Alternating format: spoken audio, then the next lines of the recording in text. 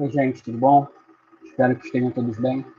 Bom, conforme combinado, hoje eu vou passar para vocês explicando as respostas das questões do Enem que eu coloquei na semana passada, tá? Vamos lá? Bom, deixa eu compartilhar aqui a tela com vocês, para que vocês possam acompanhar junto comigo. Então, vamos nessa. Primeira questão. A ciência ativa rompe com a separação antiga entre a ciência, episteme, saber teórico, e a técnica, saber aplicado, integrando ciência e técnica. Do ponto de vista da ideia de ciência, a valorização da observação e do método experimental opõe a ciência ativa à ciência contemplativa dos antigos. Assim também, a utilização da matemática como linguagem da física, proposta por Galileu sob inspiração platônica e pitagórica, contrária à concepção aristotélica. Esse trecho foi retirado de Marcondes, Iniciação à História da Filosofia dos Pré-Socráticos, lá no Wittgenstein. Bom, então vamos lá. O texto está fazendo aqui uma separação entre dois tipos de ciência. Uma ciência ativa, né, que seria uma ciência contemporânea, em comparação à ciência contemplativa da antiguidade. Né? Contemplativa vem de contemplar, vem de refletir de forma contemplativa, ou seja, observando. Né? Em contraposição à ciência moderna, que é ativa e que está articulado com o caráter, articula o caráter teórico ao caráter técnico, ou seja, a ciência enquanto saber aplicado, né? Integrando ciência e técnica. Então, nesse contexto, a ciência encontra seu novo fundamento. A resposta correta é letra a utilização da prova para confirmação empírica. Tá? Então, deixa eu marcar aqui a resposta correta. É a letra A. Né? A utilização da prova para confirmação empírica. Ok? Bom, por que ele está dizendo? Por que essa é a resposta correta? Porque a prova, nesse caso, tá? A ciência, nesse caso, ela vai se valer da prova para poder confirmar aquilo que ela está dizendo. Tá? Então, você precisa de uma comprovação empírica, ou seja, a partir da experiência, a partir do experimento. Você precisa comprovar aquele seu argumento através de dados. Né? Empírico vem disso, de empiria, de experiência, de dados. Tá? Então, você precisa comprovar aquilo que você está dizendo, né? E assim você valida um argumento científico. Tá? Nesse sentido, então, o que a questão está pedindo aqui é para que vocês definam o fundamento da ciência. Então, o fundamento da ciência, nesse contexto, é a letra A, utilização da prova para confirmação empírica. Né?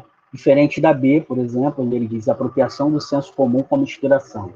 Ora, o senso comum, ele é aquele conhecimento do dia a dia.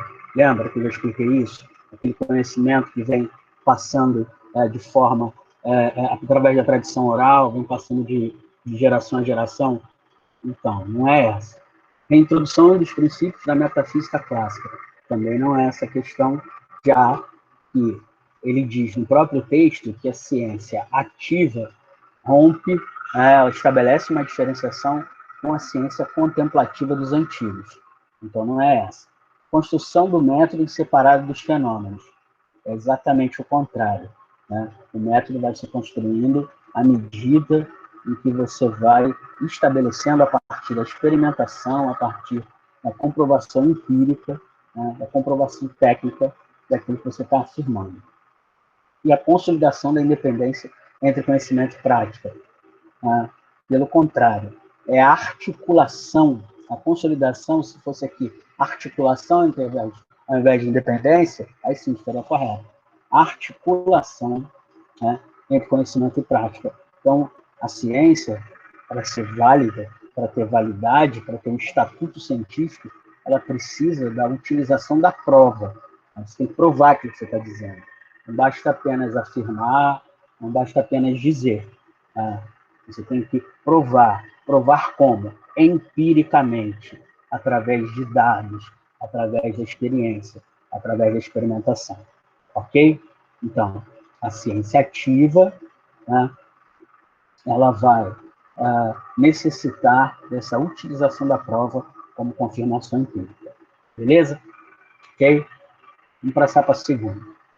A segunda diz o seguinte: o feminismo teve uma relação direta com o descentramento conceitual do sujeito cartesiano sociológico.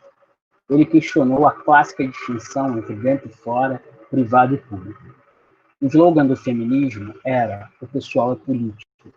Ele abriu, portanto, para a contestação política, arenas inteiramente novas: a família, a sexualidade, a divisão doméstica do trabalho e etc. Bom, o que o texto está dizendo aqui? O movimento feminista ele vai questionar, né, as bases de um tipo de sujeito, né, que era estabelecido, um tipo de indivíduo que estava estabelecido na sociedade até então. Você tem uma sociedade estruturalmente machista, né, centrada na figura do homem, né, uma sociedade com a divisão, além da divisão social do trabalho, você tem uma divisão de gênero do trabalho, e o que o feminismo vai fazer é, na verdade, questionar todos esses pontos. Né? Quando ele coloca aqui, o pessoal é político, na verdade, ele está trazendo para a arena política, ele está trazendo para a discussão política uma série de questões que antes eram vistas como privadas, né, como pertencentes à vida particular. Então, o feminismo, enquanto movimento político, ele vai estabelecer uma nova relação das dinâmicas sociais. Né?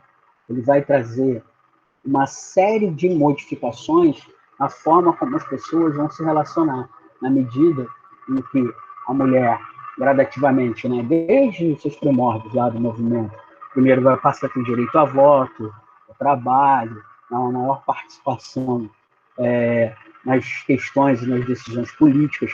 Então, gradativamente, né, esse movimento ele vai modificando, vamos dizer assim, a dinâmica das relações sociais e, portanto, vai redefinir a dinâmica das instituições sociais. A resposta correta, portanto, é a letra E. Aqui, ó. Redefine a dinâmica das instituições sociais. Vou marcar aqui. Redefine a dinâmica das instituições sociais. Ficou claro, então, pessoal? Quer dizer, ao trazer, né, para a arena pública questões que anteriormente eram questões privadas, questões particulares, tá, como a questão da família, a divisão doméstica do trabalho, sexualidade, direito ao trabalho, igualdade de salário, e trazer essas questões para a arena pública, o feminismo ele vai redefinir a dinâmica das instituições. Ou seja, as instituições vão ter que ir se adequando a essa nova realidade a partir dessas lutas do movimento feminista. Né? Cabe salientar que essas lutas elas persistem até hoje.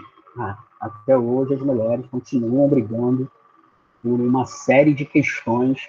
Né? Se nós já avançamos muito, ainda temos muito que avançar, e, portanto, essa é uma luta que prossegue. Bom, beleza? Vamos para a terceira questão. A terceira questão diz o seguinte: o conhecimento é sempre aproximável, falível, e por isso mesmo suscetível de contínuas correções. Uma justificação pode parecer boa no certo momento, até aparecer um conhecimento melhor. O que define a ciência não será, então, a ilusória obtenção de verdades definitivas.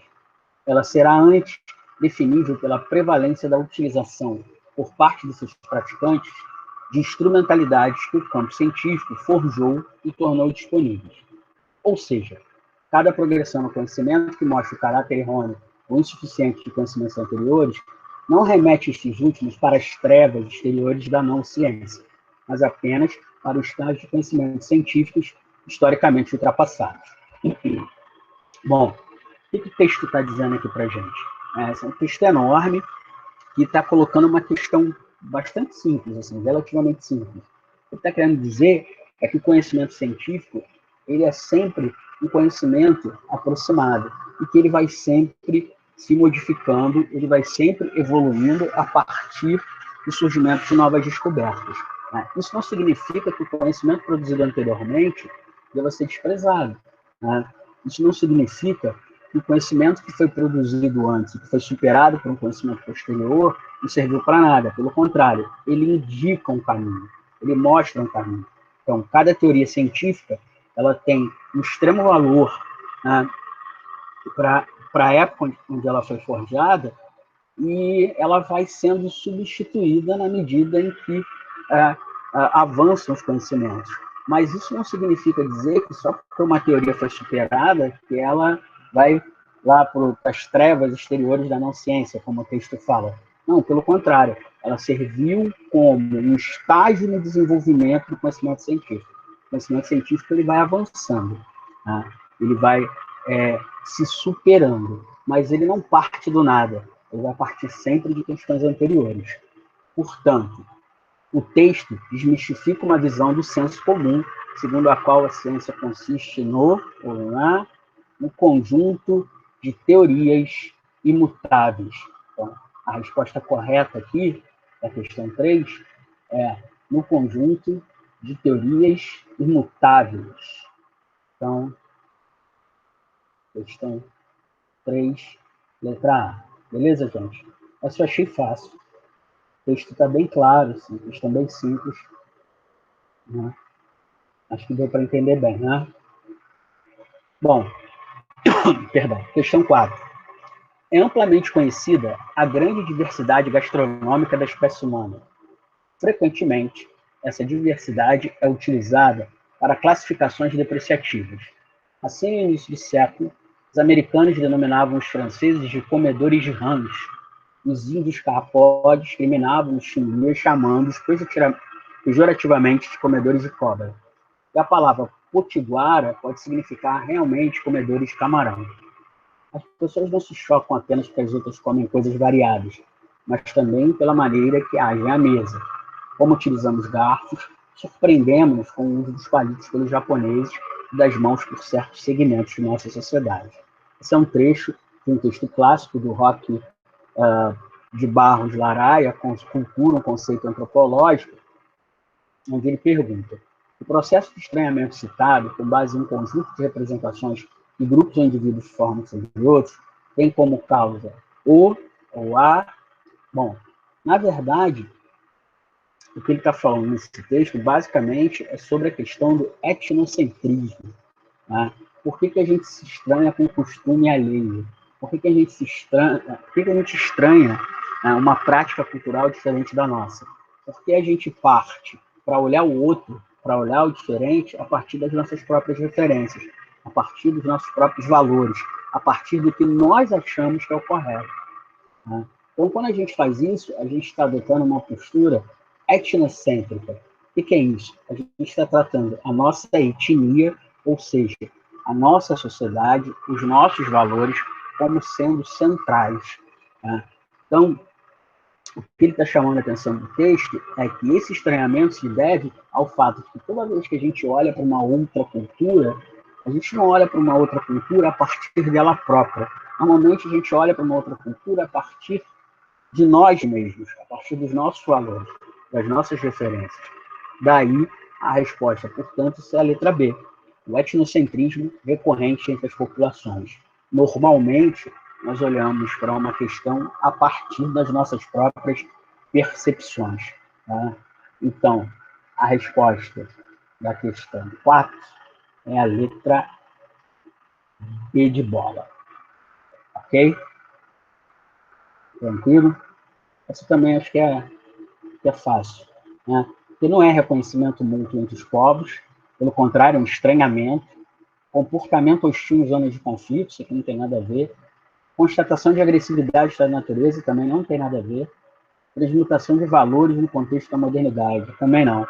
Né? Então, se você sabe o significado da palavra etnocentrismo, você mata essa questão aqui. Né? Por que um estranha a maneira do outro comer?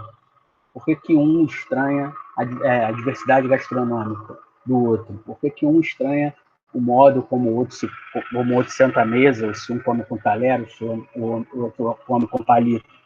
Porque tem uma postura etnocêntrica, ou seja, eu olho para a minha cultura como se ela fosse central e as outras como se fossem periféricas.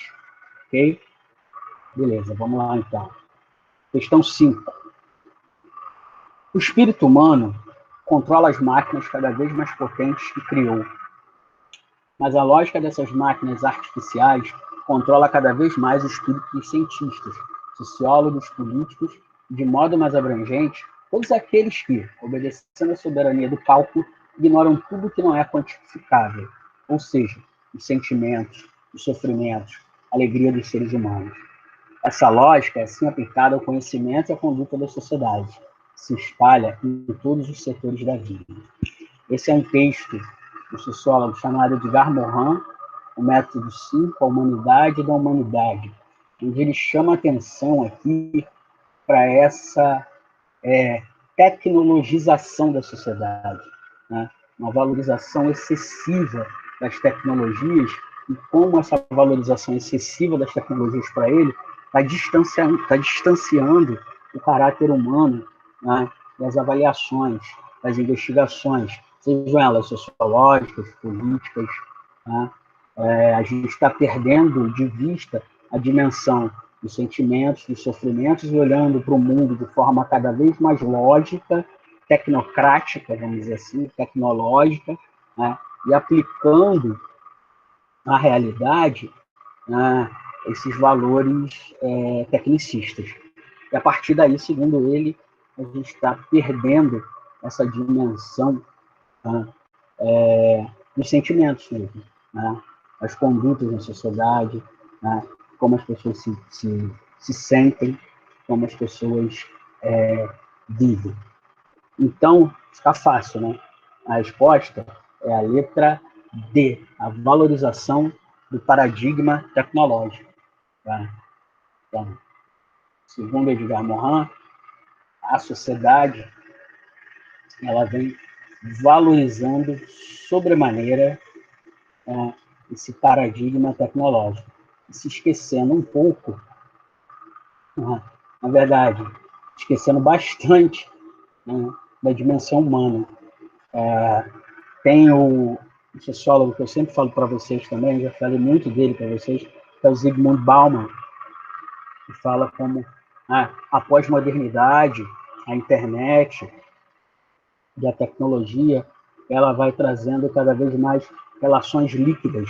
Né? Lembra? Eu já falei, inclusive, no livro dele chamado Amor Líquido, Mundo Líquido, como a gente está perdendo cada vez mais, com o avanço tecnológico, essa dimensão humana das relações. Ok? Bom, então, era isso. Espero que vocês tenham acompanhado. Né? Vou deixar aqui essa gravação para que vocês vejam, né? Corrijam, e qualquer dúvida estarei à disposição de vocês, sempre no horário de aula, eu estou online, é só mandar mensagem, eu estou por aqui. Tá bom, pessoal? Espero que vocês tenham gostado, tenham aproveitado, né? E tenham visto que essas questões do Enem não tem nada demais, não é um bicho de 7 cabeças. A gente prestando atenção, a gente consegue fazer. Muitas vezes tem textos muito grandes, né? Mas a questão em si, ela é pequena e dá para a gente resolver. Tá bom? Espero que fiquem todos bem, tenham todos uma ótima semana. Um abraço.